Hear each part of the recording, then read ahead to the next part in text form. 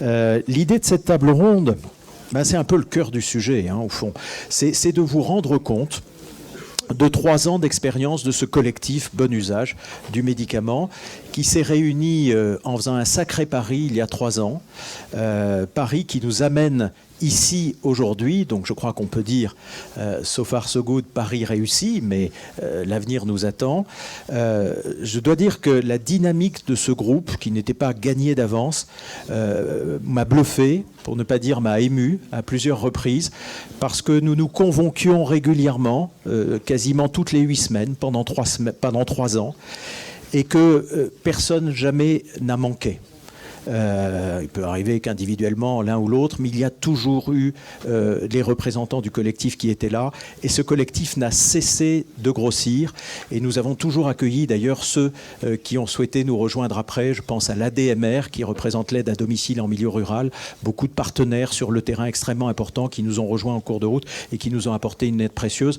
Donc déjà en soi, présenter le collectif, c'est tirer la leçon de cette très belle dynamique pendant 3 ans.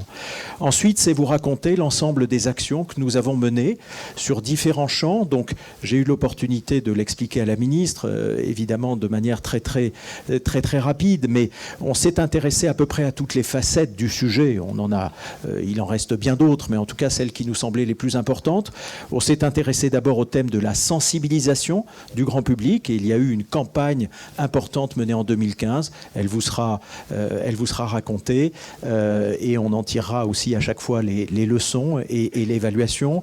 On s'est intéressé beaucoup à la formation, et on a développé un programme de e-learning à destination des collaborateurs officinaux. Là aussi, on vous expliquera comment tout ça s'est passé. On s'est beaucoup intéressé au thème des logiciels, de l'apport des outils, des logiciels d'aide à la prescription et à la dispensation, notamment pour détecter les interactions, et là aussi, tout ça, il vous en sera rendu compte. On s'est intéressé au thème de la collaboration médecin généraliste, pharmacien d'officine sur le terrain. Pour nous, c'est vraiment le binôme magique, et on a essayé de monter, et on a réussi, des réunions de collaboration de proximité qui sont aujourd'hui un modèle et qu'on va pouvoir, j'espère, généraliser, et que Corian, dans ces EHPAD qui est représenté ici, dont Corian est en train de s'inspirer pour mener une très belle expérience aussi en milieu institutionnel. Voilà en résumé l'ensemble des actions. Je vais passer la parole maintenant à chacun des protagonistes qui va nous expliquer d'abord comment lui s'est senti engagé dans ce projet, et puis surtout comment il a décliné chacune de ces opérations que je viens très rapidement de décrire. Vous avez 5 à 7 minutes à chaque fois pour vous exprimer, parce que vous êtes nombreux et qu'on veut laisser la place évidemment à toutes les questions. Merci. Je crois qu'on va commencer par Émilie Delpy, donc du groupe Clésia.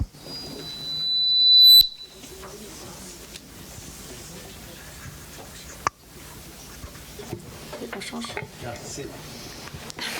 Ah oui, c'est le micro Larsen. C'est celui qui marche mal, c'est pas grave. D'accord. Oui, bonjour à tous. Donc, effectivement, il me revient de vous présenter la campagne de sensibilisation dont il a été question tout à l'heure, qui, même si suffira sans doute pas à modifier les comportements, comme le soulignait la ministre, en tout cas, a eu, je crois, l'intérêt de poser le sujet et de réunir l'ensemble des acteurs autour d'une signature, et peut-être quand même de commencer à familiariser malgré tout le public avec cette question qui peut être plus ou moins connue malgré tout. Donc, de manière très concrète, la campagne de sensibilisation, elle a été effectivement lancée en avril 2015, et elle visait donc la population des personnes âgées, puisqu'on sait, je ne reviens pas dessus, mais que c'est une des populations qui est la plus exposée au risque iatrogène, en raison notamment du nombre de médicaments qui est pris par notamment les plus de 75 ans. Donc, il a été vraiment question de toucher d'un côté directement le grand public, et puis de l'autre les professionnels de santé, qui sont effectivement un relais indispensable. Et donc, on va vous montrer un peu les visuels. Donc, au total, en fait, on a réussi, à travers cette campagne, à toucher un senior sur 2 de plus de 50 ans. Voilà, c'est vrai ce qui a été estimé à travers l'ensemble des supports presse qui avaient été utilisés. Donc il y a eu d'abord une page de publicité dans une dizaine de magazines grand public. Donc tout d'abord une annonce presse coup de poing, en fait, on peut dire, c'est-à-dire un slogan simple, les médicaments sont là pour vous aider, mais ils ont parfois du mal à vivre ensemble. Et donc qui était dans les médias grand public de type Paris Match, Madame Figaro, Télé 7 jours, Notre Temps, Le Point, l'Obs. Voilà, donc vraiment des magazines accessibles à tous. Et puis une annonce presse qui insistait davantage sur ce qui était attendu de la personne, c'est-à-dire et si on changeait de comportement avec les médicaments, et avec donc la liste des 10 conseils. Donc quelque chose là qui allait un peu plus loin dans ce qui était finalement attendu du lecteur. Et là on était plutôt sur de la presse vraiment senior, comme Pleine Vue, La Vie, voilà, un peu plus ciblé. Et puis en parallèle de ça, quelque chose de symétrique finalement était adressé aux professionnels de santé, mais avec un message qui s'adressait de manière beaucoup plus spécifique pour eux, c'est-à-dire qui insiste en fait sur les effets indésirables de fait, qui devaient éveiller leur attention. Et donc c'était malaise, vertige, chute, perte d'appétit, trouble de la mémoire, ayez le réflexe iatrogénie. Et donc c'était là pour le coup une campagne qui était diffusée dans les, je crois pas qu'il soit, non, qui était diffusée dans 6 titres de la presse professionnelle, donc notamment médecins, pharmaciens, etc. Et donc, à côté de ça, il y a eu encarté dans ces journaux un guide du bon usage du médicament, donc que vous voyez là, voilà.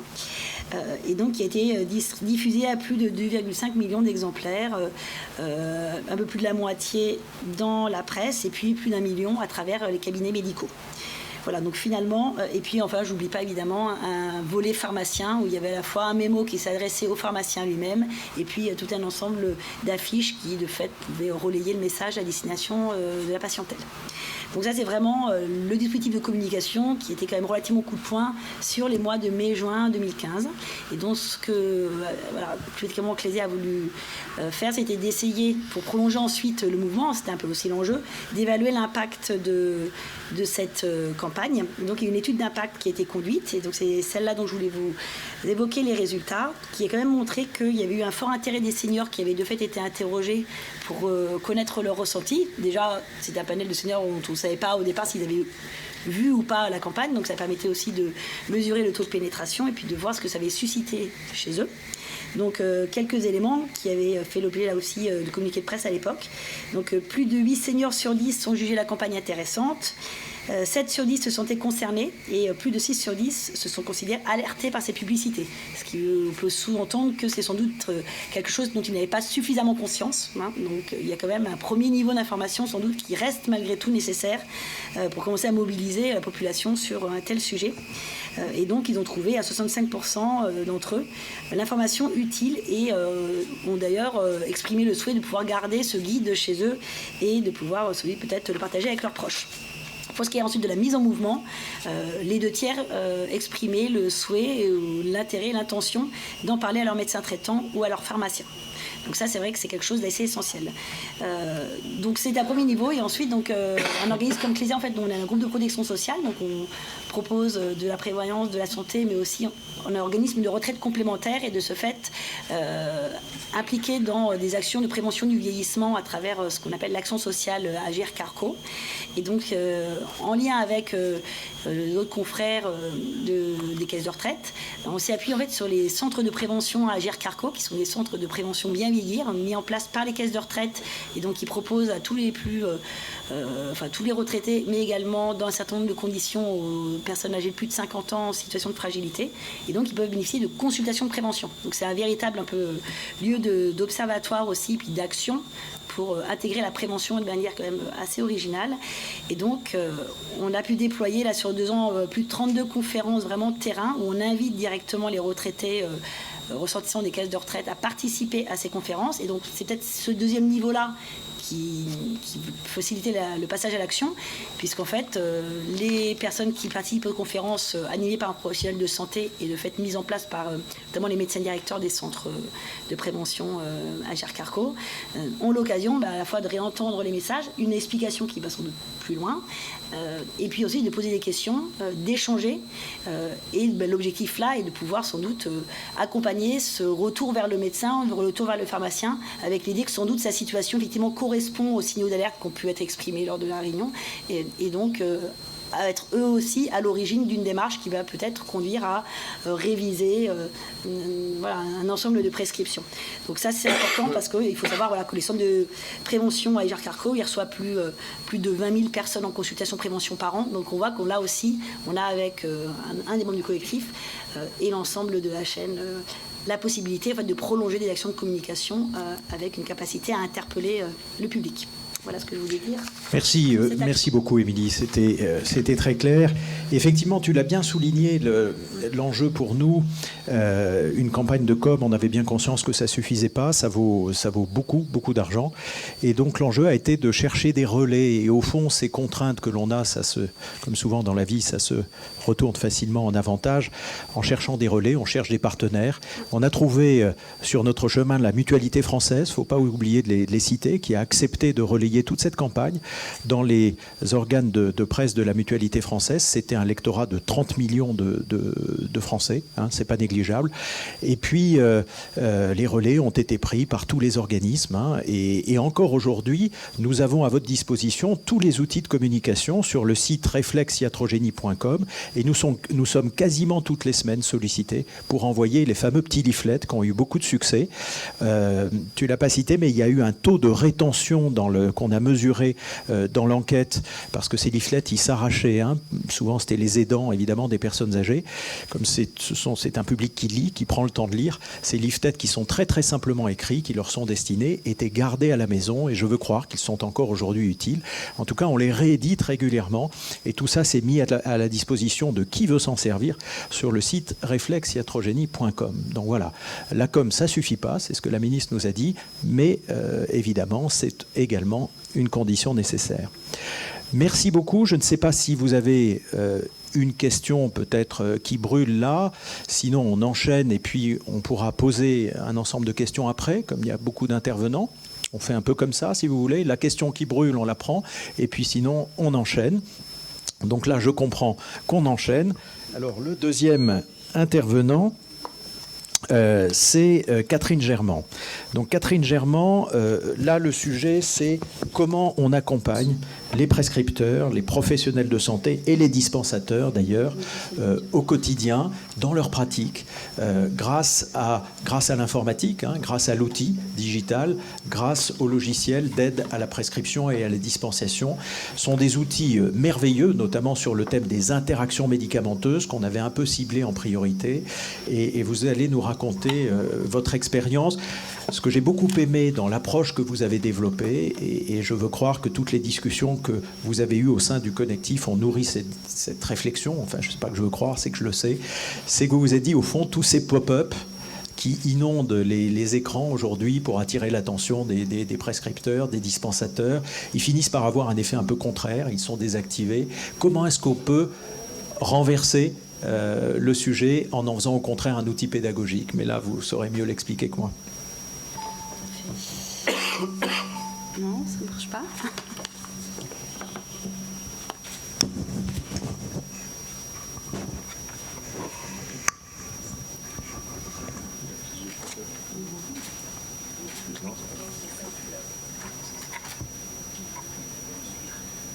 Donc la large sera plus.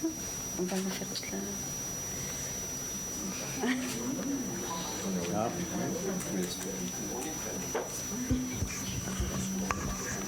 Bon, ben, nous allons rappeler les participants de la première table ronde.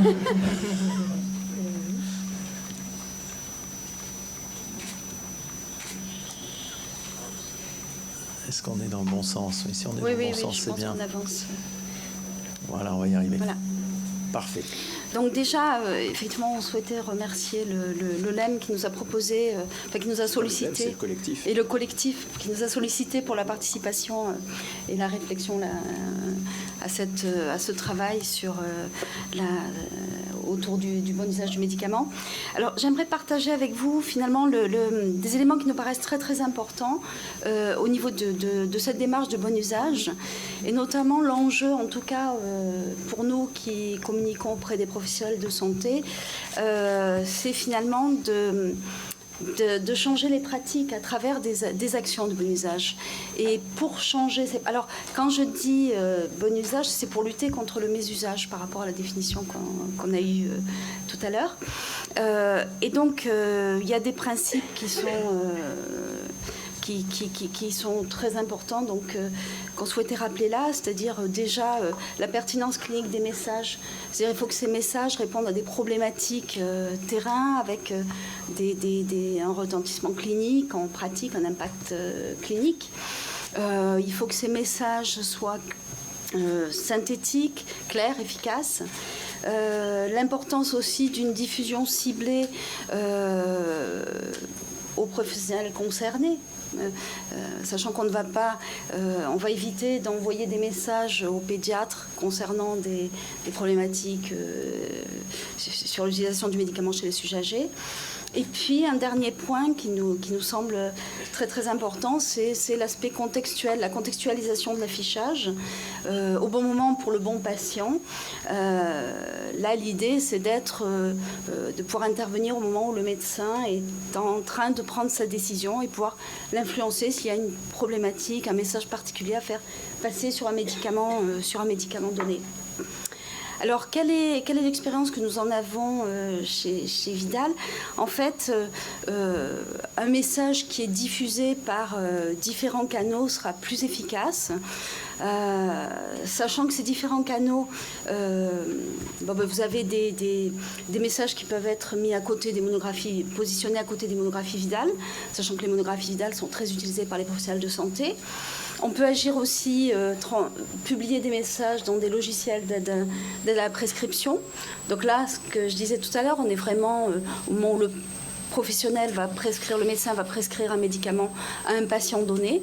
Et donc, il peut y avoir un message à délivrer à ce moment-là, au moment du choix du médicament.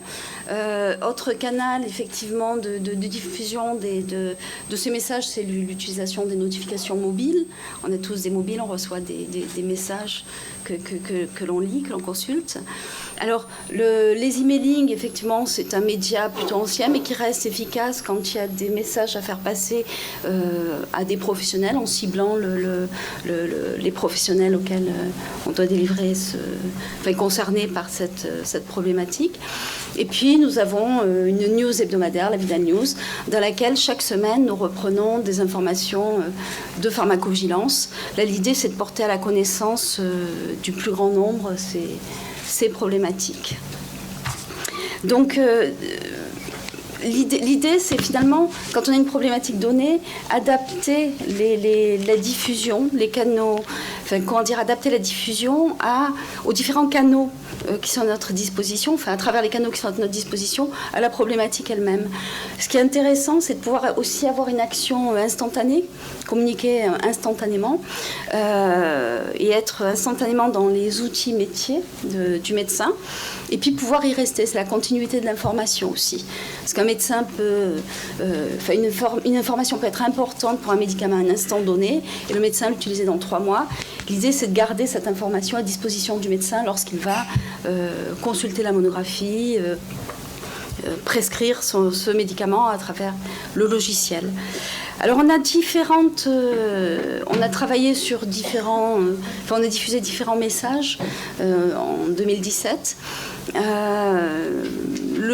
L'un des messages était on a tiré l'attention, alors là on est dans les logiciels d'aide à la prescription, on a tiré l'attention des professionnels de santé sur le risque de prescription des anticholinergiques, un médicament dont on a parlé tout à l'heure, chez les sujets âgés, et le risque d'association d'anticholinergiques.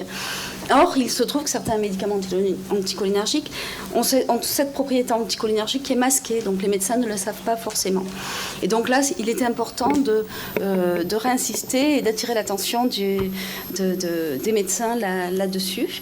Et d'ailleurs, je pense que Paul-Émile Bey en discutera tout à l'heure, puisqu'on a travaillé avec Corian sur des données de vie réelle venant des EHPAD Corian.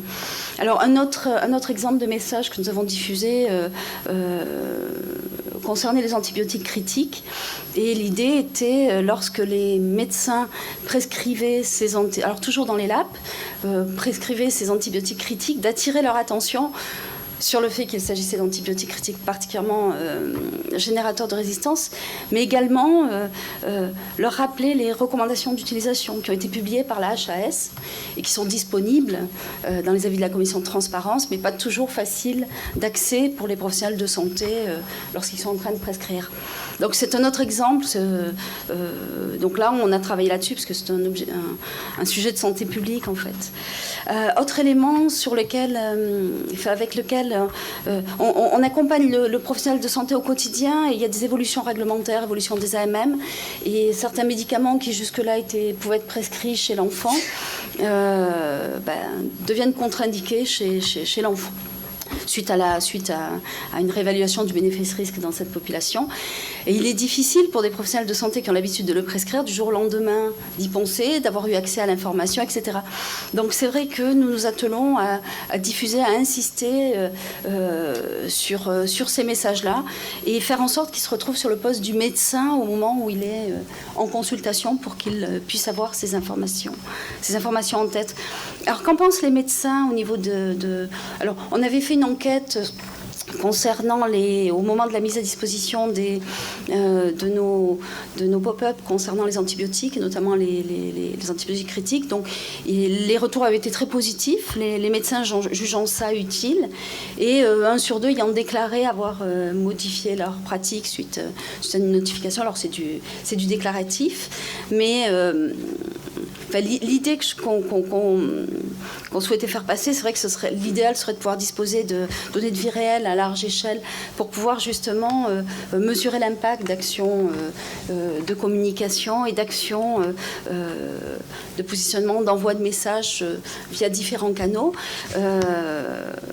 pour pouvoir mesurer un impact précis finalement. Voilà. Donc simplement, je souhaitais insister sur le fait qu'il faut que ces problématiques sur lesquelles on communique soient des problématiques terrain, qu'il y ait des réponses spécifiques par rapport à ces problématiques, qu'on utilise des canaux adaptés et avec la possibilité d'agir très vite, instantanément, et puis de continuer à diffuser ce message qu'il y ait une continuité dans la diffusion de ce message pour que les professionnels de santé aient plus de chances de le voir et de l'intégrer finalement. Voilà. Merci beaucoup. Vous êtes venu m'arrêter mon micro. Ça marche plus. Merci Catherine Germain. Même chose, une question immédiate, rapide. Sinon, ça peut être posé à la fin. Donc l'outil informatique, c'est très important. On a vu l'importance des bases de données, l'importance des campagnes ciblées. C'est aussi le grand thème des interactions médicamenteuses, je le disais tout à l'heure. Et là, on a travaillé à la fois avec les éditeurs de bases de données et les éditeurs de logiciels eux-mêmes. Et CGM a été présent depuis le début dans cette aventure, si j'ose dire. Et vous avez été les premiers à travailler avec nous derrière l'idée qu'on vous avait proposée, permettre à tous les logiciels, en tout cas ceux dont vous équipez les cabinets de médecine générale essentiellement, de reconnaître les interactions, quelle qu'en soit la source de prescription. On était très sensible à la cause des personnes âgées, et on sait tous qu'une personne âgée, elle va voir son médecin généraliste. Alors lui était parfaitement conscient des interactions grâce à vos logiciels de sa propre pharmacopée, mais elle va voir aussi un ophtalmo, un cardio, et là, tout lui échappait. Alors vous avez beaucoup travaillé à ça et à plein d'autres choses. Je te laisse la parole. Merci. Oui, alors nous, notre contribution au sein du collectif, effectivement, elle s'est portée principalement sur les réponses numériques à apporter autour de cette problématique qui est évoquée tout au long de cet après-midi. Elle s'est portée alors de manière un peu prioritaire sur les aspects qui sont ceux de l'aide, des outils d'aide à la prescription. Alors même si tout le monde n'en est pas rigoureusement convaincu, et j'en rediscuterai avec le dernier intervenant de la précédente table ronde, je pense qu'on a beaucoup d'échanges à avoir ensemble sur ces questions-là. Nous, en tout cas, on fait partie des gens qui, eu égard à ce que représente comme niveau de complexité croissant finalement l'action de prescription médicamenteuse dans les situations qui ont été rappelées à maintes reprises aujourd'hui.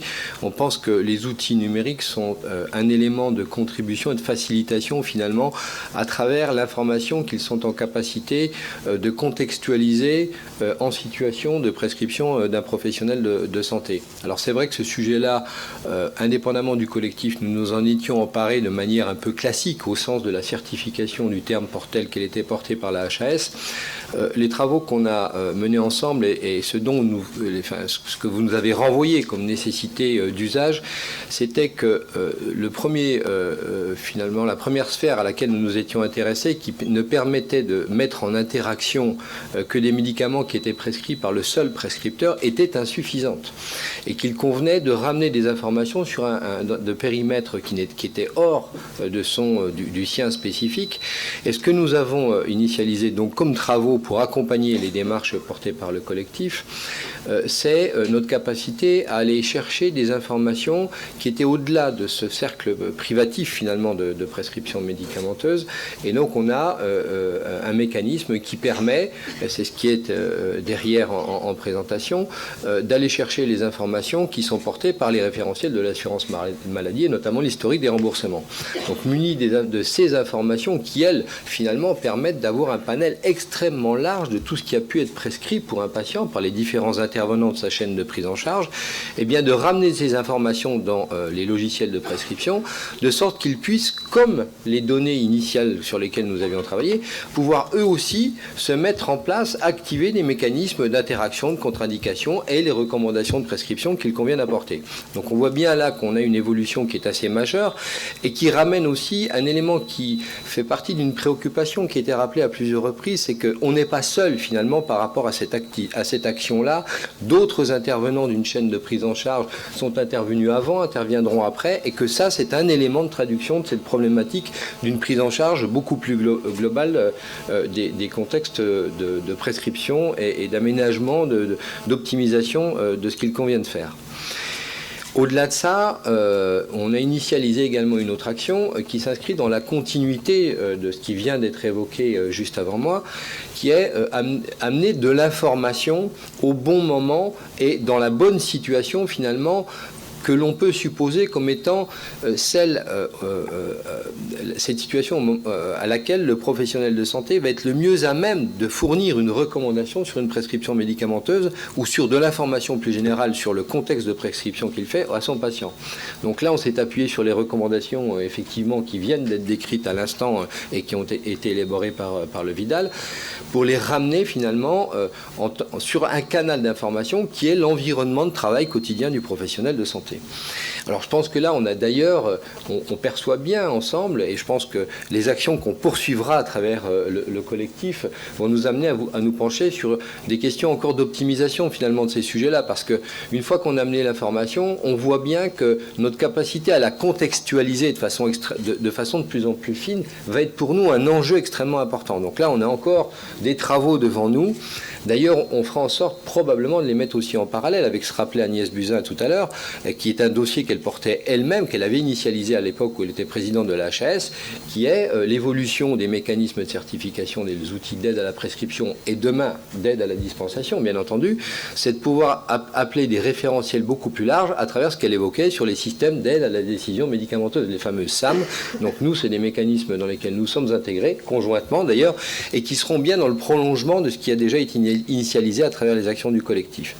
Puis juste peut-être pour terminer, pour répondre aussi à cette préoccupation qui est celle de la collectivité finalement qui s'inscrit dans une prise en charge de plus en plus coordonnée autour des patients, c'est une des raisons pour lesquelles nous nous étions engagés très tôt dans l'intégration de nos solutions avec des outils nationaux tels que sont le dossier médical partagé et qu'on nous accompagnait encore avec force et conviction l'assurance maladie dans le cadre des projets pilotes qu'elle déploie et qu'on s'apprête maintenant à préparer en phase de généralisation, aussi bien sur le périmètre d'ailleurs médecin, mais aussi pharmacien, puisque nous travaillons maintenant aussi sur ce contexte-là en relation avec les pharmaciens. Et puis un autre sujet qui est aujourd'hui à un stade que je qualifierais d'expérimentateur, mais où la feuille de route qui nous a été annoncée par le Premier ministre et la ministre nous le place maintenant dans une perspective de généralisation, c'est celui de la dématérialisation des prescriptions médicamenteuses. Donc, nous sommes aussi dans ce contexte-là, et à travers les travaux du collectif, je pense qu'on suivra avec beaucoup d'attention ces différentes questions. Merci beaucoup Francis Mambrini pour ces explications très claires. Je pense qu'on a une bonne vision de ce que les outils peuvent nous apporter. Vous verrez tout à l'heure dans les préconisations d'ailleurs qu'on va beaucoup s'inspirer de cette expérience pour proposer des extrapolations à la ministre. Sophie question Sergent. brûlante. Ah pardon, il y a une question, j'ai oublié. Où est-ce qu'elle est? Une question brûlante voilà. ici. Quelle est la proportion des médecins qui utilisent ces fonctionnalités pour la prescription dans vos logiciels? Vous disiez que parfois c'est un peu compliqué, parfois ça fait perdre du temps et il débranche toutes vos informations. Est-ce que c'est dans quel sens ça évolue? Non, je crois que ça débranche de moins en moins, je vous rassure tout de suite, parce qu'effectivement, ça, c'était des attitudes auxquelles nous étions confrontés dans les premières phases de déploiement d'outils de cette nature, et pour lesquels probablement on a dû ensemble se pencher sur quel réglage convenait-il de mettre pour effectivement faire en sorte que les mécanismes d'alerte soient réglés au juste niveau. Donc ça a pris un peu de temps, etc. Je pense qu'aujourd'hui, on est parvenu à un niveau de maturité qui fait en sorte qu'on a plutôt, une bonne acceptation et un taux d'utilisation assez soutenu. Alors après, sur le taux que cela peut représenter, c'est pour ce qui nous concerne relativement important puisqu'on équipe 40% des médecins français. Donc c'est voilà ce que je peux vous dire. Le taux d'utilisation, c'est plutôt 50% ou 90%? Ah non, je pense qu'on est largement au-dessus des 50% sur ces nouvelles fonctions-là. 90%? Ça, je ne suis pas capable de vous le dire. Très honnêtement, on ne s'est pas penché sur des études très précises, mais on est au-delà de 50%, ça j'en suis absolument convaincu. Donc il y a deux sujets, il y a l'utilisation par ceux qui en sont équipés, et puis il y a quid des autres. Alors nous, à chaque fois, dans le collectif, vous l'avez compris, on mène des expériences pilotes avec les partenaires qui ont bien voulu nous accompagner, mais notre objectif, c'est de faire des petits partout. Donc même s'il y a parfois des avantages concurrentiels ici ou là, tout le monde accepte de jouer le jeu, et vous verrez que tout à l'heure, on préconisera que tout le monde fasse comme eux. Alors Sophie, je te passe la parole sur un thème qui est un thème au cœur de nos sujets, véritablement, qui est celui de la collaboration. Et c'est un thème qui te passionne, la collaboration entre professionnels de santé. Il se passe plein de choses en ce moment, ils ne nous ont pas attendus, il se passe déjà plein de choses. La question, c'est comment on utilise cela au service du bon usage du médicament. Merci Eric. Effectivement, le thème de mon intervention, les prémices, l'émergence d'une collaboration entre les acteurs. Alors, le COPIL, c'est un ensemble d'acteurs. Vous avez vu les participants. Depuis 3 ans, les membres du COPIL travaillent sur des réunions en région, en partenariat avec les URPS. Et je souligne ici la présence de l'URPS Bourgogne-Franche-Comté à travers son président, le président de Nouvelle-Aquitaine et les 2 URPS ultramarins que sont la Réunion et la Guyane qui ont fait le déplacement, donc qui prouvent aussi l'investissement dans la prise en charge du bon usage. Et donc ces réunions interpro qui ont eu lieu en région, donc principalement en 2016 et en 2017, dans 3 régions de France que sont Bourgogne-Franche-Comté, Île-de-France et Grand Est, ont permis de réaliser ces rencontres interprofessionnelles principalement entre les médecins et les pharmaciens et également les infirmières autour de cas cliniques pour évoquer et traiter effectivement du bon usage et de la iatrogénie. Ces réunions ont justement permis de mettre en exergue tout l'intérêt de cette coordination interpro. Alors on ne s'est pas concerté avec Madame Catherine Germain, mais il est clair que ce qu'il ressort de ces réunions, c'est un besoin d'outils, mais c'est aussi le fait que l'argumentaire identique, mais dispensé sous un prisme différent en fonction du professionnel de santé qui va accompagner le patient, va permettre de diffuser un message clair, commun, unique, et qui permettra de faciliter ce bon usage et cette lutte contre la iatrogénie, et ainsi de développer le réflexe iatrogénique. Alors, une autre expérimentation qui a eu lieu récemment dans les Hauts-de-France avec l'ADMR, qui est l'un de nos partenaires, qui a été d'ailleurs très intéressante parce que autant la première expérimentation réalisée dans ces 3 régions était avec des professionnels de la ville, des professionnels du soin primaire, autant cette expérimentation qui était sur une communication envers les patients, qui étaient les patients, les usagers de l'ADMR, était réalisée en partenariat avec un pharmacien d'officine et un pharmacien hospitalier. Et là, encore une fois, on a vu une convergence de la manière de communiquer, une convergence des argumentaires. Et le résultat a été une forte satisfaction des patients. Donc on voit bien que le bon usage du médicament, il est à la fois en ville, dans les soins primaires, mais il l'est, et comme l'a rappelé la ministre tout à l'heure, dans les points de rupture que sont le lien ville-hôpital, et que ce message est dispensé par le pharmacien, qu'il soit officinal ou hospitalier. Donc voilà, donc ça c'était... D'abord, ça avait été un exercice très difficile, je tiens à le dire, parce que ces expérimentations qui avaient été menées en Picardie sont arrivées la semaine de l'affaire Levothyrox, ce qui a été extrêmement difficile à gérer, puisqu'il a fallu gérer le ressenti, comme disait tout à l'heure le sociologue, le ressenti de l'effet indésirable, qui n'était donc pas forcément le même d'un patient à un autre, et il fallait corriger l'information et la communication qui avait été donnée à ces patients. Et le soutien du pharmacien hospitalier était majeur, parce que le pharmacien hospitalier a pu exprimer aux patients qui étaient dans l'assistance et qui étaient extrêmement fragilisés par cette communication qu'à l'hôpital, il n'y avait eu aucun problème. Donc on voit bien l'effet nocebo de la communication et de l'importance d'une bonne information et d'une bonne communication. Alors, ça, voilà. Donc ça c'est fait. Donc, est-il utile de rappeler les outils du réseau ? Donc, accessibilité sur l'ensemble du territoire, disponibilité 24 heures sur 24, 7 jours sur 7, un niveau d'informatisation et de dématérialisation, pour rebondir sur ce que vous disiez, qui est quasiment à 100% aujourd'hui. Donc, on est une profession résolument moderne, avec un outil majeur, il faut quand même le dire, on peut en être fier. Nous sommes la première profession à avoir créé le premier outil de e-santé, qui est le dossier pharmaceutique, qui est sécurisé, qui permet aujourd'hui de visualiser 35 millions de dossiers patients, enfin plus maintenant, et qui permet effectivement aujourd'hui de lutter contre la iatrogénie et de favoriser le bon usage. Alors, une fois qu'on a dit tout ça, qu'est-ce qu'on fait ? Eh bien, il y a eu effectivement, pour conforter le pharmacien dans sa position d'accompagner le patient, des avancées législatives et réglementaires qui nous confortent. On peut citer les bonnes pratiques de dispensation qui sont sorties donc, au journal officiel le 1er décembre 2016, qui va rappeler le rôle du pharmacien dans la coordination et la prise en charge du patient. La loi de modernisation de 2016 qui a créé des équipes de soins primaires et surtout les communautés professionnelles de territoire de santé.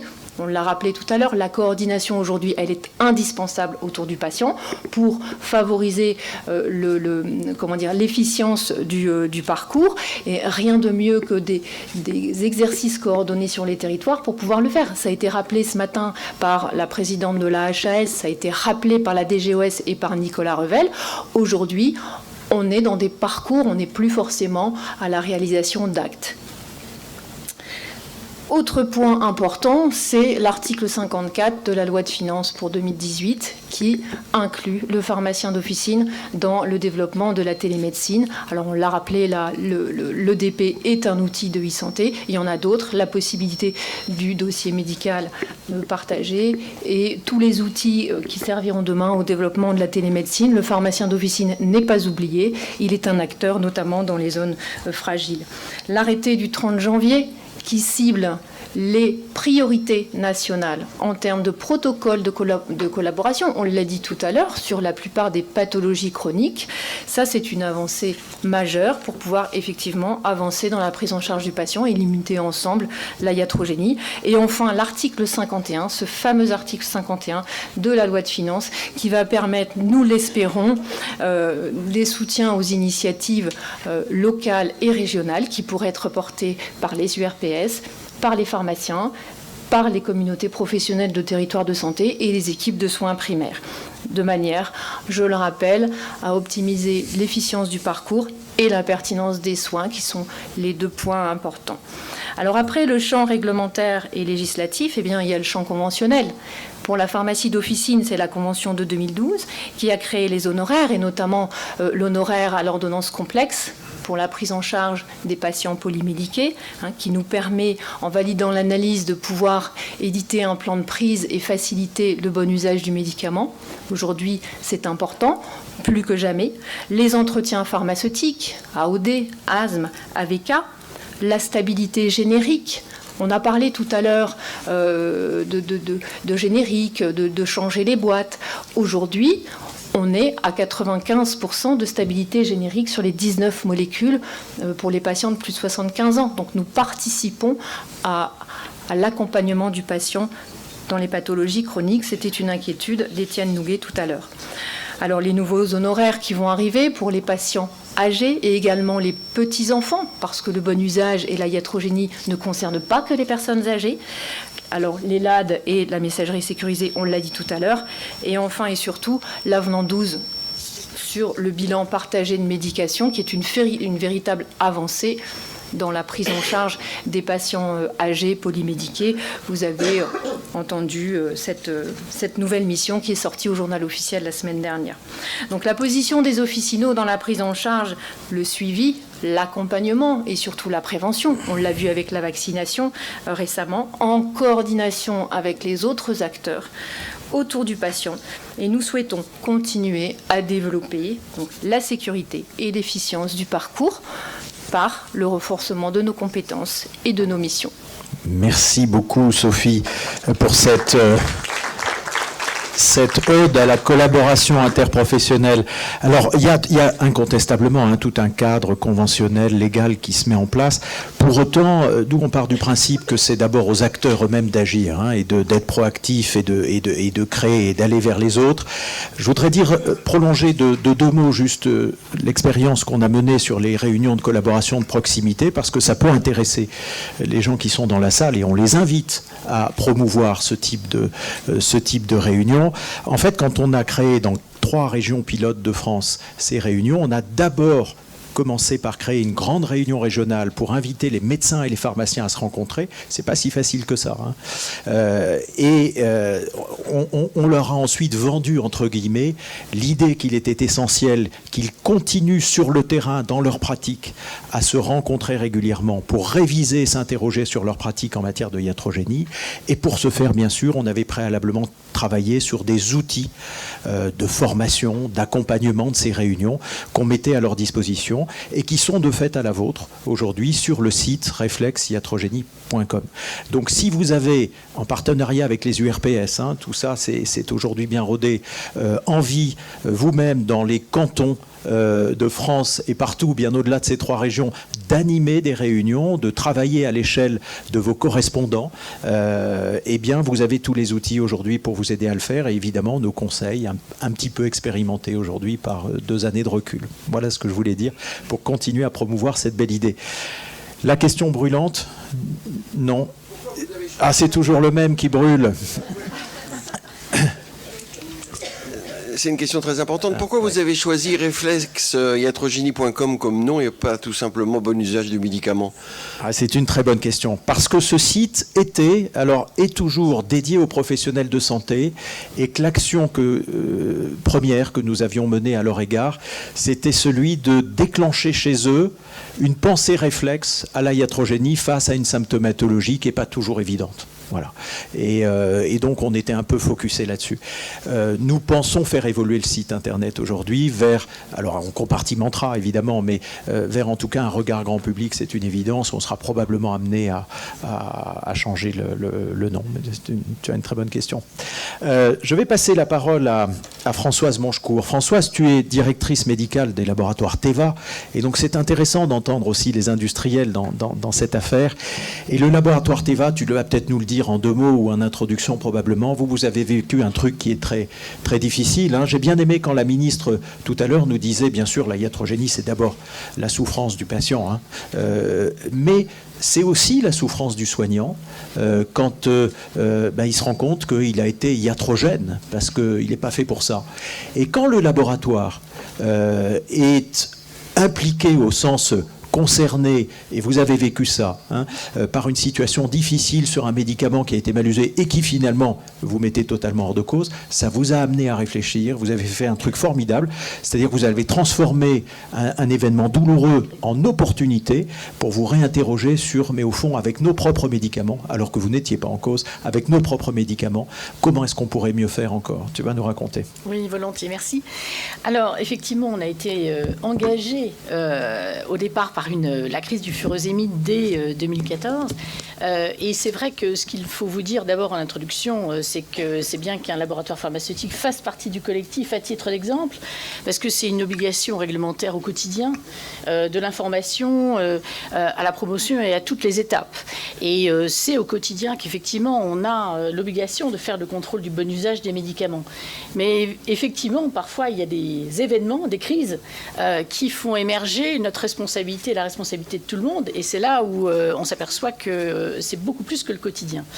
Alors, à titre d'exemple, je vais vous raconter un petit peu ce que nous avons, sur quoi nous nous sommes engagés dès le départ. C'est que une patiente s'était trompée entre deux blisters et avait mélangé le furosémide et l'Imovane.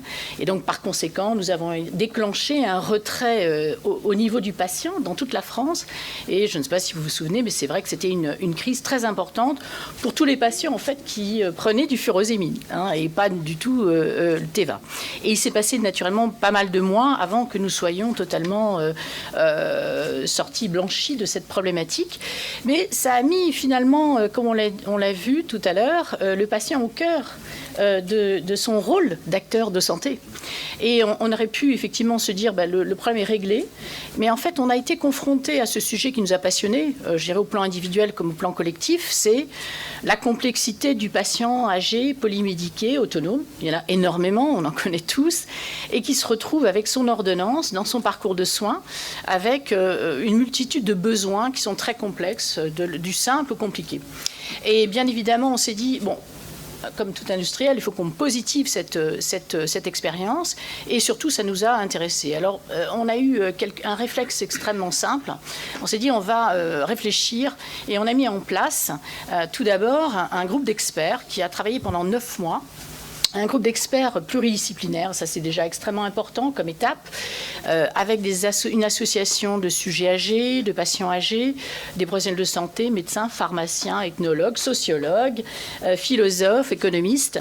Et pendant 9 mois, l'objectif c'était de comprendre quels étaient en fait tous les moments de rupture, tous les moments d'incompréhension, toutes les problématiques sur le parcours de soins de ce sujet, et de voir à quel point, à quel moment important on pouvait, nous, industriels, et surtout aider les professionnels au sens large.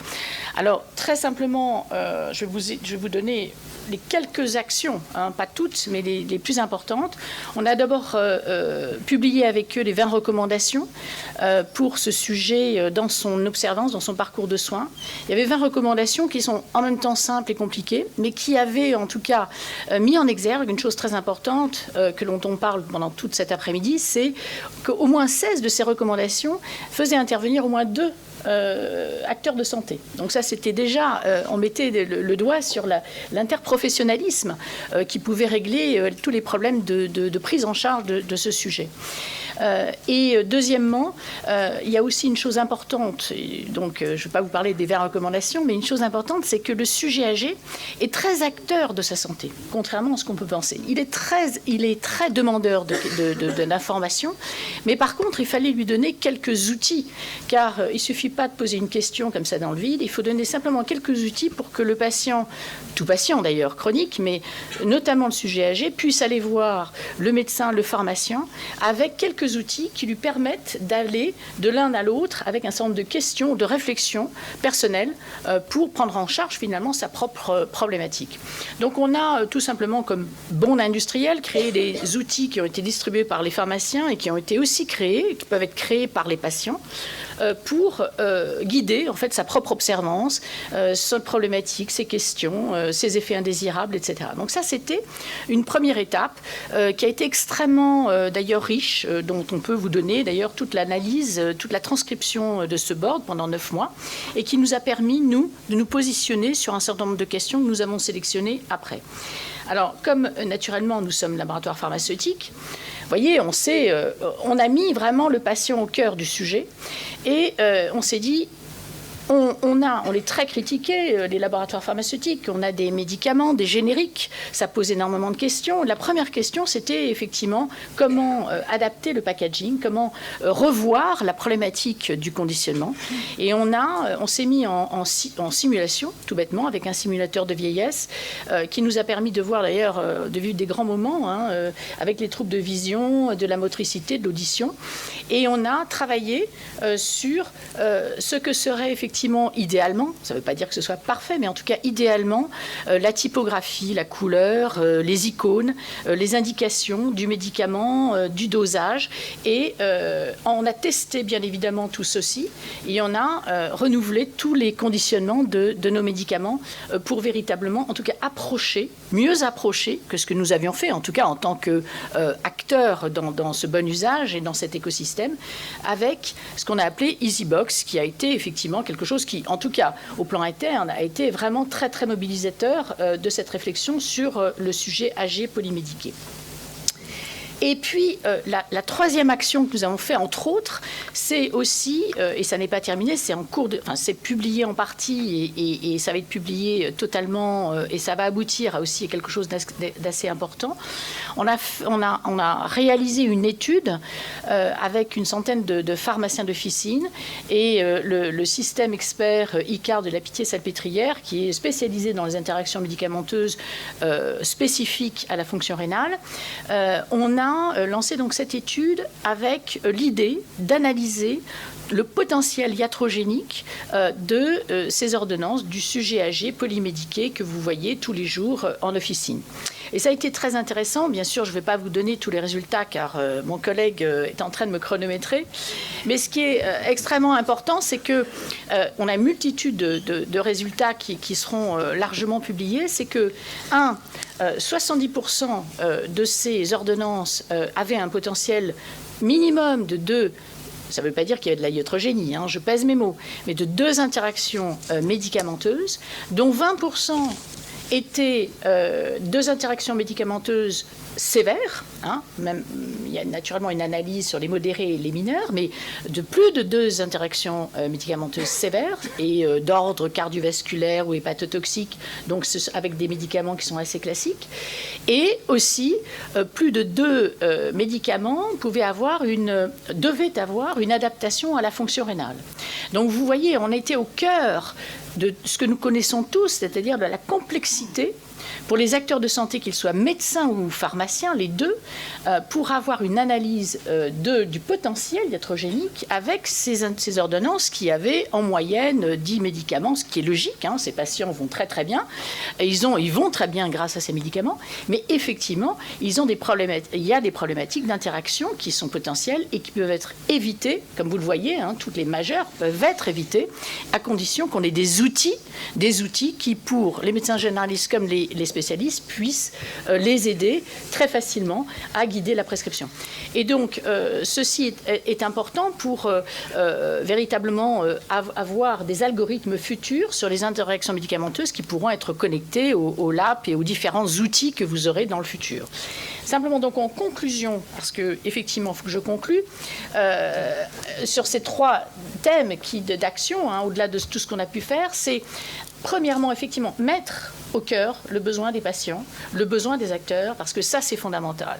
Deuxièmement, évaluer toujours ce que l'on cherche et comment on le cherche et comment on peut mettre en œuvre. Et troisièmement, effectivement, pour nous, et en tant que laboratoire avec tout le collectif et tout le monde ici présent, c'est d'avoir une notion de collaboration interprofessionnelle qui est indispensable pour traiter ce sujet qui est extrêmement complexe. Voilà. Super leçon. Merci beaucoup, Françoise. Bien sûr. Complexe, collaboration, évaluer, des mots-clés. Probablement une question brûlante d'Alain au fond de la salle. Non. C'est pour toi la question. Non, est-ce qu'on se porte vraiment bien avec 10 médicaments ? C'est la question de ma voisine, en fait, qui s'étonnait. Oui. Oui. Ouais, tout à fait. Mais justement, c'est l'intérêt de cette évaluation qui était extrêmement simple. Hein. Vous voyez, vous prenez 1000 ordonnances et vous analysez comme ça de façon très brute, suivant tous les thésaurus, etc., ce qui est en potentiel iatrogénie. Et l'intérêt, c'est d'identifier les profils à risque. Parce que ce que je n'ai pas dit, parce que c'est très rapide, c'est que on en a parlé, l'ordonnance, elle ne comporte pas le poids, elle ne comporte pas le sexe, elle ne comporte pas les comorbidités, elle ne comporte pas les déficits sévères. Et donc cet algorithme-là, elle permet d'éviter justement, non pas, elle ne permet pas de supprimer les médicaments, mais elle permet justement de voir quelles sont les alternatives, quels sont les bons dosages, et comment justement approcher au mieux l'équilibre entre les divers médicaments et ce qu'il faut donner aux patients donnés. Mais effectivement, tous ces patients, je peux vous dire, ont 10 médicaments et vont très bien. Mais effectivement, en termes de iatrogénie, il y a sûrement à éviter, par exemple, que vous ayez 3 médicaments qui ont un risque de torsade de pointe. Et il suffit qu'il y ait une comorbidité, un événement intercurrent pour que justement ce patient qui est fragile, qui a des comorbidités, puisse être hospitalisé, comme on l'a dit, et même mourir. Et c'est ça le problème. C'est justement ces profils de patients qu'il faut identifier, pour lesquels les médecins, les pharmaciens, sur ce parcours de soins, puissent savoir, là, il faut intervenir, là, il faut éviter, là, il faut changer. Merci Françoise. Alors, le groupe Corian maintenant. Alors, Corian, c'est intéressant. Ils ont rejoint le collectif Corian assez tôt. C'était Philippe de Normandie à l'époque, je me souviens très bien, qui était venu me voir en disant mais on ne peut pas rester à l'écart de ce truc-là, parce que le sujet que vous traitez nous intéresse, est au cœur de nos sujets. Et effectivement, enfin, les EHPAD, le milieu institutionnel, ne peut pas être à l'écart de tout ce dont on parle aujourd'hui. Et puis en plus, l'EHPAD, c'est intéressant parce que vous avez des médecins coordonnateurs, mais en même temps, les médecins qui interviennent sont les médecins de la ville. Et nous, il nous intéressait drôlement de voir si la correction des pratiques dans un milieu institutionnel avait une influence sur l'évolution des pratiques dans un milieu ambulatoire. C'est un sujet très moderne aujourd'hui, mais ça fait déjà un moment qu'on y réfléchissait ensemble. Et vous avez été très intéressé par l'expérience que nous menions à ce moment-là, c'était le tout début, des réunions de collaboration de proximité, en collaboration avec l'outil digital, parce que nous aussi, c'est très interpro tout ça, qui permettait de fournir la base de données des médicaments. Tu vas nous expliquer tout ça. Et donc, vous avez dit, on doit pouvoir faire quelque chose d'adapté dans nos EHPAD. Et c'est toute l'expérience que vous menez aujourd'hui et que je te laisse nous raconter. Alors, Paul Hayet, j'ai oublié de dire que tu es directeur médical de Corian. Merci Eric de cette introduction. Je rebondis sur tes propos pour dire que collectif, c'est pas seulement le travail collectif qu'on a fait, notamment avec le groupe Vidal, avec la société Medicimo, dont Olivier Desnoux est le directeur d'études et présent dans la salle. C'est également avec tous les acteurs des centres universitaires avec qui nous travaillons, puisque c'est le professeur Novella notamment et son équipe qui nous aident à faire toute la méthodologie. C'est le travail que je fais au quotidien avec l'équipe de la Fondation, dans l'équipe d'Odletti qui est aussi dans la salle. C'est aussi tous les échanges qu'on a eus dans le collectif pour vous présenter. On a amélioré progressivement d'ailleurs notre protocole à l'aune de tous ces échanges. Je vais vous présenter, alors j'en parlerai des heures, mais c'est pas très glamour quand on prend les premiers éléments sur les anticholinergiques. D'abord, essayer de vous expliquer l'historique, ensuite pourquoi on s'est occupé spécifiquement des anticholinergiques, c'est dans l'historique au passage, et ensuite en pratique, qu'est-ce que c'est? Je n'ai pas de résultat à vous présenter précis parce qu'on est en étude, mais je vais vous donner un petit teaser sur le... tu nous l'avais promis, hein. Je vous l'avais promis. Et tout ça en 5-6 minutes. En 5-6 minutes. Et je lance le chronomètre. Je précise que Françoise était chronométrée de façon consentie. Je le dis. Alors voilà pour commencer et pour expliquer le contexte, je vais vous mettre en fond cette affiche qui est la première affiche qu'on a diffusée au sein de nos établissements.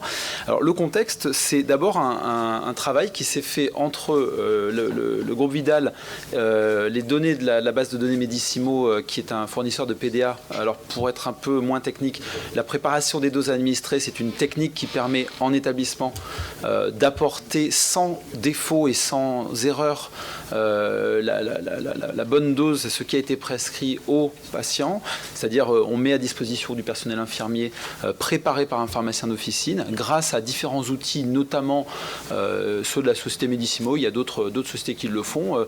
Ça peut être robotisé, ça peut être manuel, mais on apporte de façon rigoureuse ce qui a été voulu par le prescripteur et donc formalisé par le pharmacien.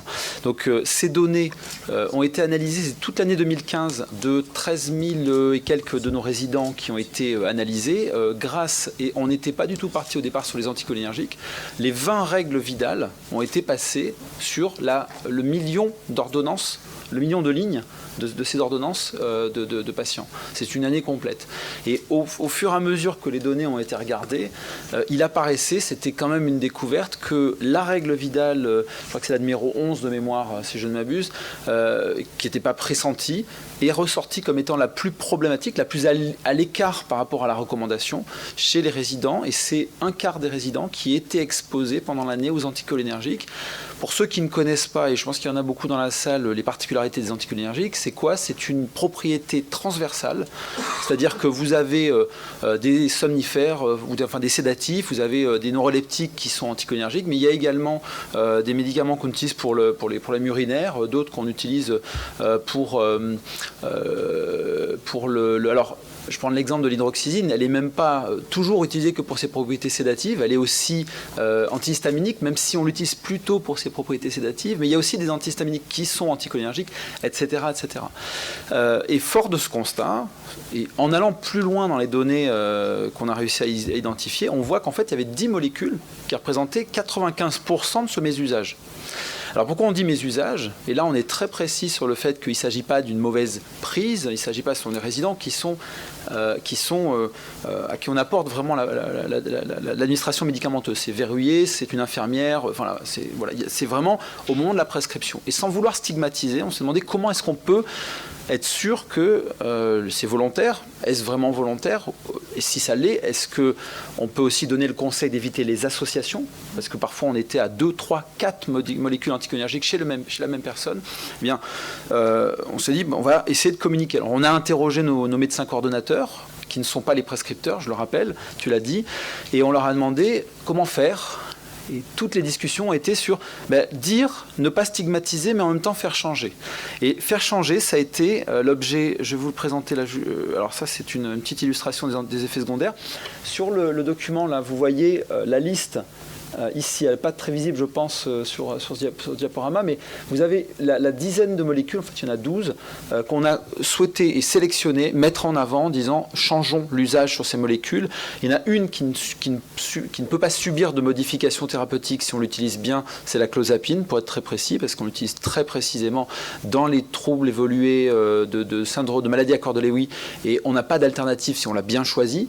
Par contre, les autres ont une alternative. Il y a vraiment une bonne alternative qui est gériatriquement compatible avec les troubles cognitifs avancés d'une majorité de nos résidents ou avec les syndromes de constipation, etc. Et c'est ce que je vous passais rapidement. On a aussi mis en avant dans cette brochure les troubles majeurs qui sont aggravés par la prise d'anticholinergiques. Le constat, il n'était pas seulement de se dire on va être impuissant et on a des médecins libéraux, c'est comment on dialogue avec eux. Et toute la communication a consisté à dire ils sont masqués, parce que vous dire, il y a 94 molécules qui ont des propriétés anticholinergiques, dont les 10 majoritaires que je vous ai mises là, mais je mets au défi quiconque, moi le premier, j'ai beau être dans l'étude, je ne peux pas vous dire les 95 molécules, c'est pas possible. Il faut, on peut pas avoir à prendre de façon exhaustive et par cœur les médicaments qui mettent en alerte. Alors les logiciels d'aide à la prescription le font-ils? Certainement. Eh bien, le praticien veut-il volontairement nuire à son patient? Certainement pas. Par contre, on lui dit, pensez-y, vous avez un patient qui a peut-être des troubles cognitifs majorés en ce moment, avez-vous pensé à cette liste? La liste, elle est là. screenez la liste, regardez-la en détail, posez-vous la question. Si vous vous rendez compte qu'il le prend, peut-être est-ce lié à ce médicament, l'effet secondaire, et dans ce cas-là, reportez-vous à l'alternative thérapeutique que nous vous proposons. C'est ce qu'on a diffusé du coup auprès des médecins traitants, par les médecins coordinateurs et par les pharmaciens. Et il y a à la fois donc un livret, vous le voyez là, il y a des pages, on est très didactique. On leur dit, vous avez 10 molécules, vous l'identifiez, vous allez à la page 70, et à la page 70, on a une proposition.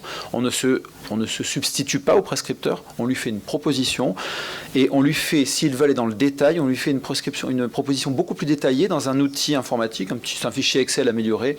Il va renseigner les premières lettres d'une molécule quelconque, toutes les molécules du champ de la pharmacopée française, et sur la base de ces premières lettres, il va avoir oui ou non, est-ce un médicament à propriété anticholinergique.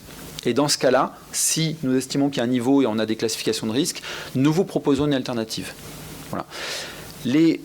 L'ambition de l'étude, elle a été démarrée notamment dans l'établissement du Gentilé, dont je vous montre la photo de l'équipe. Et je cite ce site parce que c'est un de nos médecins coordinateurs qui était très engagé, qui est toujours bien sûr dans l'étude. C'est comment faire pour qu'en pratique ça se passe sans heurts et avec surtout l'objectif que collectivement on arrive à faire mieux. Ça s'est déroulé, l'étude a commencé au mois d'octobre 2017, le 5 octobre exactement. Nous avons informé et invité 10 de nos médecins coordonnateurs à s'approprier les outils que je vous ai présentés. Il n'y a pas la totalité, mais il y en a une très bonne partie. Une lettre importante qui a été adressée aux médecins coordonnateurs, c'est un lettre type à l'attention des prescripteurs, et en les invitant à démasquer ces anticholinergiques au service de nos résidents et des patients. Alors, tu l'as parlé en collectif, et c'est ce qu'on espère, et les résultats sont plutôt encourageants, on arrive à montrer qu'au sein de ces 10 établissements, on est efficace sur la réduction de ce mésusage.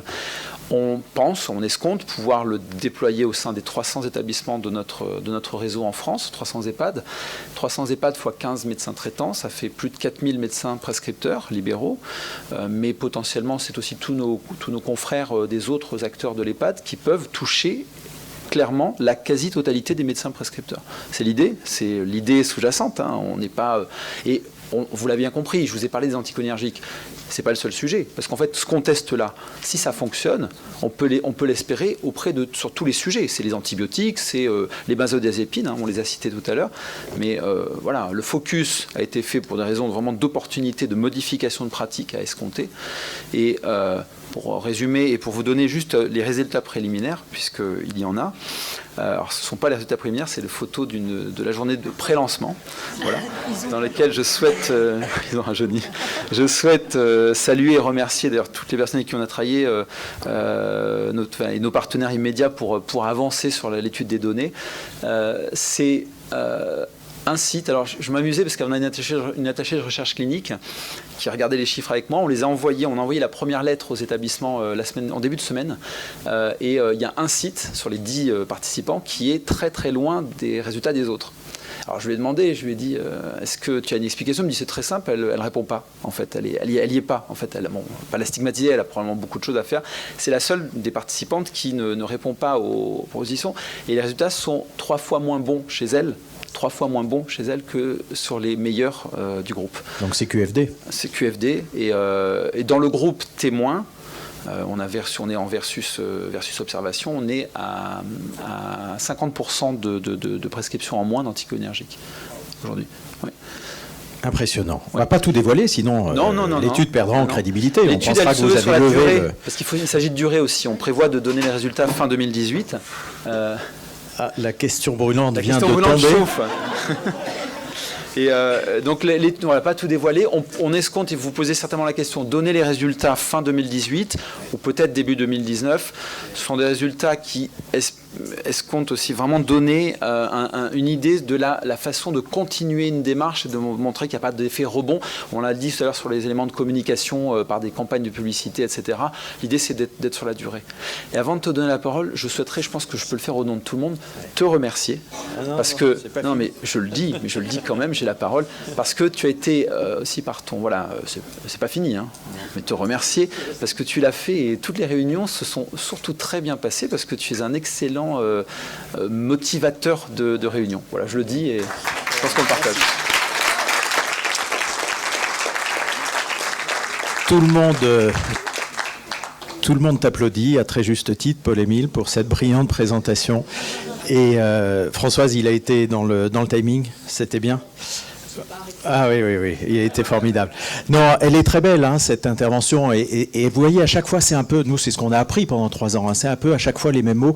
On peut arriver à faire bouger des comportements à condition je crois, d'être honnête, de poser le sujet sur la table, de jamais stigmatiser. Jamais stigmatiser. C'est jamais la faute de personne parce qu'on est tous animés des meilleures intentions, hein, partons de ce principe. Et puis, il faut démonter de manière très analytique les mécanismes pour comprendre ce qui se passe. Et voilà, c'est remarquable ce que vous avez fait. On a hâte de voir les résultats de l'étude. Question brûlante. Et peut-être là, puisqu'on arrive à la fin, 2 ou 3 questions, hein, plus générales, si vous en avez. Alors, il y en a, non, c'est très impressionnant. Il ne faut pas stigmatiser, mais enfin, c'est quand même impressionnant comme résultat. Oui, mais j'ai le micro, ça va plus vite. Je suis sous anticholinergique, ce qui fait que ça me stimule. Non, il y a un prescripteur ou plusieurs prescripteurs ? Il y a un intervalle de 5 à 40 et plus prescripteurs par établissement. Par patient. Ah oui, non, par patient, c'est normalement un seul prescripteur, sauf les urgences ou les remplacements des médecins qui partent en congé. C'est son médecin traitant, le médecin coordonnateur ne prescrit pas. Il choisit d'ailleurs son médecin traitant. Si le médecin traitant accepte le déplacement, il y a des médecins qui se déplacent ils font des déplacements de plusieurs dizaines de kilomètres dans certains de nos établissements. Alors, vous aviez une question, madame, pardon. Oui, je voulais intervenir. Bon, déjà, bravo à toutes les initiatives parce que, comme vous l'avez souligné, c'est en multipliant par différentes sensibilités, différents médias que l'on sera tous collectivement gagnants dans la prévention de la iatrogénèse. Et pour avoir aussi participé au groupe Santé en Action il y a quelques années, où il y avait eu énormément, puisque c'était un peu la première étape aussi d'un collectif bon usage. Ce que je voulais dire, c'est qu'aujourd'hui aussi, du côté des autorités de santé, du côté réglementaire, si je puis résumer les choses ainsi, il y a de nombreuses initiatives et que ce dont on s'aperçoit auprès des médecins, c'est qu'il est souvent extrêmement difficile, par rapport à ce qu'ils ont appris, cette formation initiale, de modifier les comportements quand il y a des modifications d'AMM et qu'elles doivent être mises en place et intégrées immédiatement. Donc il y a beaucoup de documents qui existent déjà. Je n'ai pas du tout entendu parler de ce qu'il existe, en tous les cas plus du côté des médecins hospitaliers, mais il y en a quand même en médecine générale, ce qui sont les documents pour réduire les risques, ce qu'on appelle les documents de minimisation. Et je pense que c'était important que le groupe aussi s'attelle à regarder par rapport à ce qui existe déjà, de pas non plus trop multiplier de nouveaux outils pour que ces outils-là aussi soient complètement intégrés.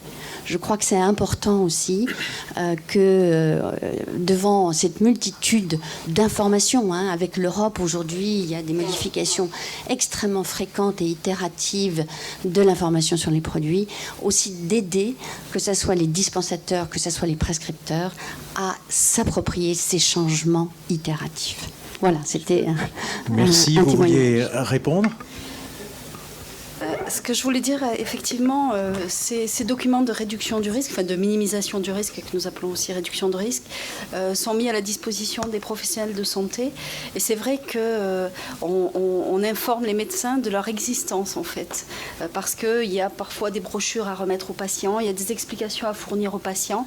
Et c'est vrai que c'est quelque chose qui est j'ai évoqué des messages transmis aux professionnels de santé. On attire l'attention des professionnels de santé sur le document à remettre aux patients dans ce contexte-là. Ça fait partie effectivement de... Sophie voulait compléter la réponse. Je voulais compléter effectivement que dans le cadre de notre nouvelle mission qui est le bilan de médication, les pharmaciens ont à leur disposition le guide PAPA, la liste Laroche, la liste Start and Stop et les médecins également aussi, et que dans ces fameuses réunions qui avaient été organisées dans le cadre du COPIL, ces outils avaient été utilisés. Et c'est d'ailleurs grâce à ces outils-là qu'était sortie une émergence d'aller plus loin dans la coordination interpro. C'est vrai. Mais je pense qu'on peut vraiment retenir votre conseil, qui est un excellent conseil. Regardons d'abord toujours ce qui se fait déjà. On croule sous les documents. On a bien compris ça. Et merci. On garde votre conseil précieusement en tête. Françoise aussi. Et puis après, Gilles Bonnefond avait demandé la parole aussi pour une question. Mais Françoise intervient d'abord. Tout à fait d'accord. mais tout à fait d'accord pour utiliser beaucoup plus ces éléments justement dans la formation universitaire, c'est-à-dire très tôt. Parce que le problème qui se pose, et on le sait en pratique, personne ne peut compulser tous ces éléments, je dirais, in vivo, si je puis dire. Et le but de tous nos outils informatiques, ce sera d'intégrer tout ça en termes d'algorithmes. Mais par contre, tous ces éléments doivent être intégrés dans les formations universitaires, parce que c'est la démarche analytique qui est importante dans ce temps thérapeutique qui n'est pas le temps clinique. C'est ce qu'on dit tous. Et ça, c'est important. Je crois que c'est la formation. Voilà. Moi, ma question concerne la déprescription. Philippe de Normandie avait justement chez Corian lancé tout un travail sur la déprescription en EHPAD, et je voulais savoir ce que ça avait donné, s'il y avait des bilans de ce travail qui avait été mené. Si, je vais laisser peut-être la parole à Aude, si tu peux répondre. Ou la patate chaude, non, c'est pas assez. Aude et... Voilà. On va reprendre le micro. Excusez-moi, ça sera peut-être plus complet. Pardon, merci Paul-Émile, bonjour. Donc je suis Aude Letty, déléguée générale de la Fondation Corian pour le bien vieillir. Donc nous menons effectivement un certain nombre d'études, et nous avons mené du temps de l'Institut du bien vieillir qui a précédé à la Fondation une étude pour voir justement, en sensibilisant les médecins prescripteurs, comment est-ce qu'on pouvait passer des 10 médicaments qui ont été évoqués dans la journée à un nombre de médicaments moindre. Alors grâce à certains éléments qui vous ont été présentés là par Paul-Émile, et notamment l'utilisation du livret du médicament, une sensibilisation des médecins prescripteurs, on a réussi à diminuer en moyenne de 4 médicaments par patient le nombre de prescriptions. Donc c'est plutôt effectivement positif. Le tout, c'est de l'inscrire dans la durée, comme on l'a dit, mais voilà à peu près les effets. Donc à question précise, réponse précise. Gilles. J'étais un petit peu sur le même sujet, sur votre capacité à faire changer des habitudes. Est-ce que ça a eu comme conséquence une dynamique à l'intérieur de l'équipe de soins avec le médecin coordonnateur, le pharmacien, les infirmiers et l'ensemble des prescripteurs? Et est-ce qu'à travers ce premier travail, est-ce qu'il y a eu émulation entre prescripteurs pour être un peu dans le respect de certaines bonnes pratiques? Est-ce que vous avez senti ce mouvement, ou au contraire, au bout d'un moment, un relâchement? Je vais être très succinct, parce qu'il est trop tôt pour le dire, et j'avoue que depuis le 5 octobre, parce que ça peut paraître très loin le 5 octobre, on a passé surtout l'essentiel de notre temps et notre énergie à affiner à la fois les outils de communication, parce qu'on les a améliorés depuis les premiers éléments, et à surtout améliorer notre capacité à piloter la partie back-office. Enfin, je veux dire très, très, très simplement. Et c'est vraiment le fond de nos problèmes parfois, c'est qu'il faut que l'outil soit au service de ce qu'on veut faire. C'est-à-dire qu'en fait, il est extrêmement complexe. Et je dis simplement, enfin, on a eu beaucoup de temps à l'énergie qu'on a consacrée à obtenir simplement l'accord du CPP, ou pour une donnée pas strictement interventionnelle, ou bien le respect des normes HDS, d'hébergement de données de santé, puisqu'on voilà, tout ça a phagocyté beaucoup de notre énergie. Et maintenant que le produit est opérationnel, c'est pour ça qu'on a commencé à communiquer aux établissements leurs résultats individuels de janvier il y a quelques jours. Là, on va se focaliser, et on a prévu des cahiers d'observation que rempliront les établissements, pour nous dire effectivement où sont les liens. Est-ce que sur tel site, quand on voit une différence, c'est parce que le pharmacien s'est plus impliqué? Est-ce qu'il y a eu une commission de coordination gériatrique? Ça, c'est dans nos questions, qui a favorisé la communication. Pourquoi est-ce qu'on peut expliquer sur tel site, quand le médecin co est très engagé avec un pharmacien disponible, pourquoi ça marche moins bien? Est-ce que c'est une question de chronologie, d'éloignement des médecins traitants? Là, on va le dire, ça. On va le dire. Je vais prendre une dernière question, parce qu'il va falloir faire suivre la table ronde suivante, et parce que Guy, tu m'as fait ça, donc j'ai compris que c'était très court. Après pas mal d'années passées à l'étranger, je reviens en France, et je voudrais vraiment vous féliciter pour un collectif, parce que j'avais pas cette image-là tout à fait de comment on travaille dans le système de santé en France. Donc c'est vraiment une initiative dans la durée qui est vraiment formidable, de voir les professionnels de santé, l'industrie de la santé et tous ces partenaires qui se mettent ensemble. Moi, j'avais envie de vous poser une question plutôt à ceux qui veulent répondre, si vous aviez une baguette magique pour accélérer ce mouvement, avec toute la complexité, toutes les difficultés, qu'est-ce qui est encore in the way? C'est après. Je retire ma question. À la demande de Marie-Josée Auger-Comont, je retire ma question. Oui, je pense en fait, mais tu poses une question qui est extrêmement pertinente, mais je pense qu'on y répondra dans la dernière table ronde sur les préconisations. C'est après, justement. Mais merci en tout cas de cet encouragement.